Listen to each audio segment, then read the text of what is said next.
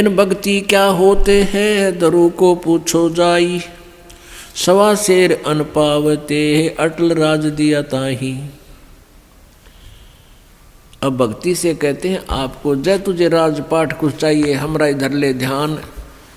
जैसे दोरू जी और उसकी माता जी को अलग से एक मकान में रखा जाता था और तोल के सवा शेर अन्न दिया जाता था दोनों माँ बेटों को।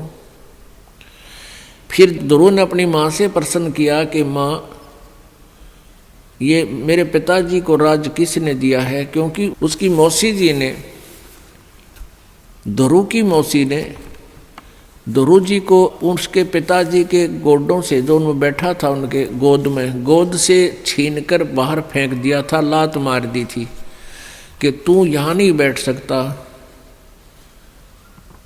तो रोता हुआ अपनी माँ के पास आया और कहा माँ ऐसे ऐसे मेरी मौसी ने मेरे साथ ऐसा किया। माँ ने कहा बेटा उनका राज है, हमारा राज है नहीं। तो उसने पूछा माँ राज किसने दिया है मेरे पिताजी को।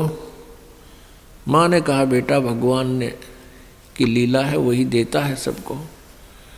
उसी दिन से घर त्याग कर चल पड़ा कि मैं राज मांगूंगा भगवान से। भक्ति की तो मालिक ने उसको राज दे दिया।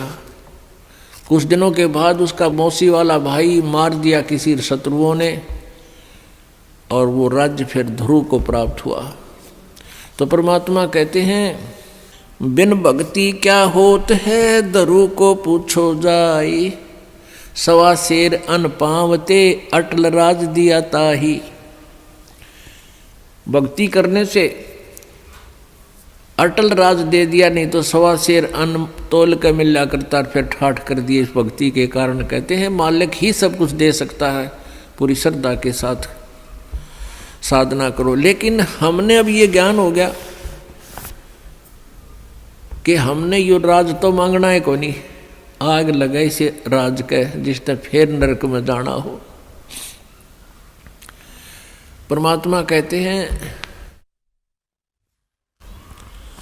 तीन लोक का राज जय जीव को कोई दे, लाख बधाई क्या करे जय नहीं सतनाम से ने। यदि जिसके पास सतनाम नहीं है चाहे उसको तीन लोक का भी राज मिले, कहते के बधाई गावा ही तो नरक की तैयारी कर ली।